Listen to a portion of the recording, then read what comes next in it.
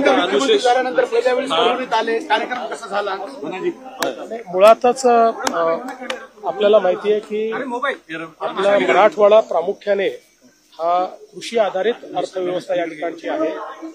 परभणीसारखा आपला जिल्हा हा मोठ्या प्रमाणात कृषीवर अवलंबून आहे आणि म्हणूनच आज जी काही संयुक्त संशोधन आणि विकास परिषद कृषीची आयोजित करण्यात आली होती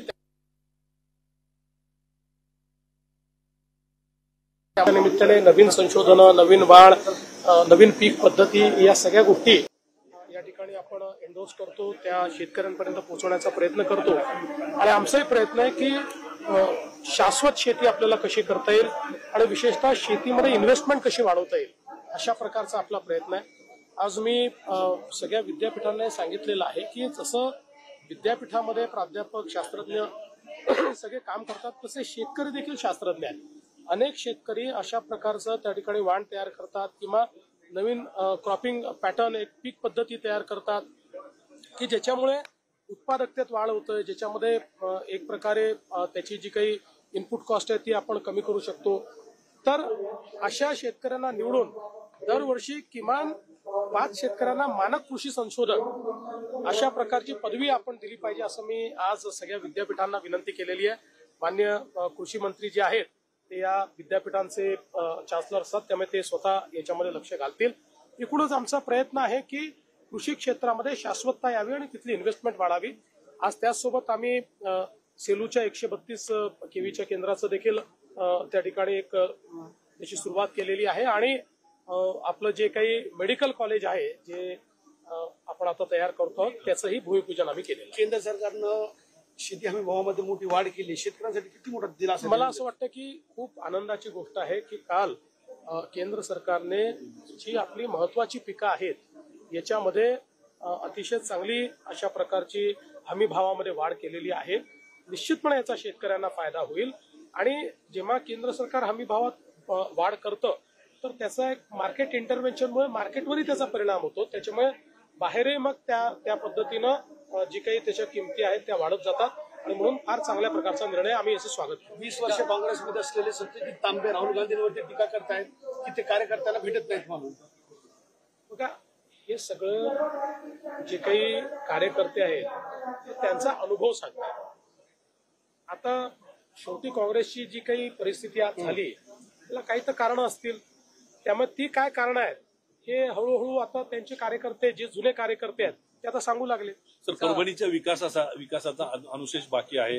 निधींना पालकमंत्री केले, पण काय आज जाहीर होणार किंवा या प्रश्नांकडे लक्ष देणार?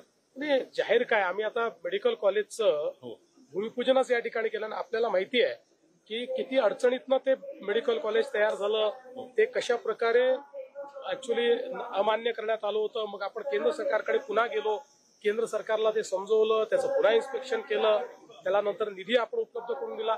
त्यामुळे मी एवढंच आश्वस्त करतो, ज्या घोषणा केलेल्या आहेत त्या सगळ्या पूर्ण होतात. आदिवासी विभागाचा निधी वाढवल्याचा विरोधक आरोप करतायत लाडकी बहीण योजनेसंदर्भात. पहिल्यांदा तर मी सांगतो की अशा प्रकारचा जो काही आरोप आहे हा पूर्णपणे खोटा आहे, अतिशय चुकीचा आहे. अर्थसंकल्पाची पद्धती ज्यांना समजत नाही अशी मंडळीच असा आरोप करू शकतात.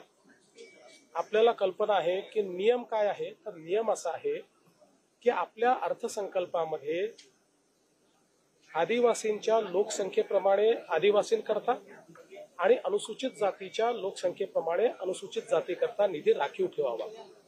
आणि हा निधी राखीव ठेवताना त्यातला जास्तीत जास्त निधी हा वैयक्तिक लाभाच्या योजनांकरता राखीव ठेवला पाहिजे आणि मग काही स्पेसिफिक इन्फ्रास्ट्रक्चर करता ठेवला पाहिजे.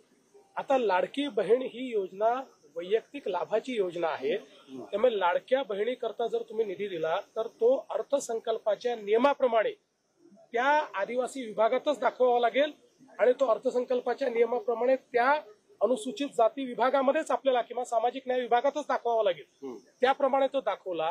पण या संदर्भातला अजितदादांनी हाऊसमध्येच खुलासा केला की नुसता इथे पैसा दाखवला त्याच पैशात दाखवला असं नाही आहे, तर जवळजवळ 2.25 पटीनं या विभागांचं बजेट वाढवलेलं आहे आणि त्या ठिकाणी तो दाखवलेला आहे. त्यामुळे ही अकाउंटिंगची पद्धत आहे.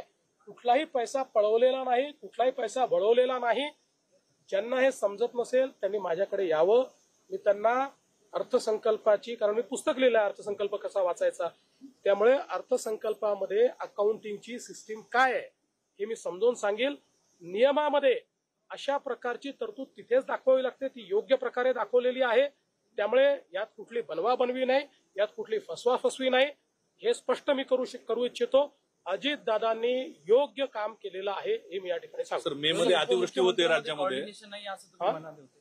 दोन्ही उपमुख्यमंत्र्यांमध्ये कोऑर्डिनेशन नाही असं तुम्ही असं मी कधी म्हटलं? चॅनलमध्ये काय ज्यांना इंग्लिश समजत नाही त्यांना असं वाटतं. सर राज्यामध्ये पाऊस पडतोय, मोठ्या प्रमाणात नुकसान आहे. मे मध्येच पहिल्यांदा पाऊस पडतोय, तर काय सांगाल सर याच्या नुकसानीच्या संदर्भात? असं आहे की चांगला पाऊस झाला पाहिजे.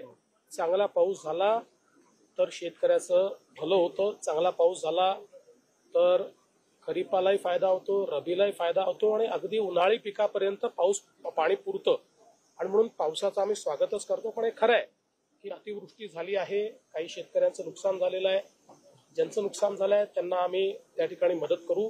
त्याचे ऑलरेडी स्टँडिंग ऑर्डर्स आम्ही दिलेले आहेत आणि यापुढेही आम्ही लक्ष ठेवून आहोत. बघा, शेवटी वातावरणातल्या बदलामुळे मान्सून हा विविध पद्धतीने येतो. म्हणजे समजा 105% मान्सून आला असं आपण ज्यावेळेस म्हणतो, त्यावेळेस अनेकदा त्यातला 50% मान्सून 4 दिवसात येऊन जातो आणि मग त्यातनं शेतीचं मोठ्या प्रमाणात नुकसान होतं. म्हणून मला असं वाटतं की आता या संदर्भात आम्ही लक्ष ठेवून आहोत.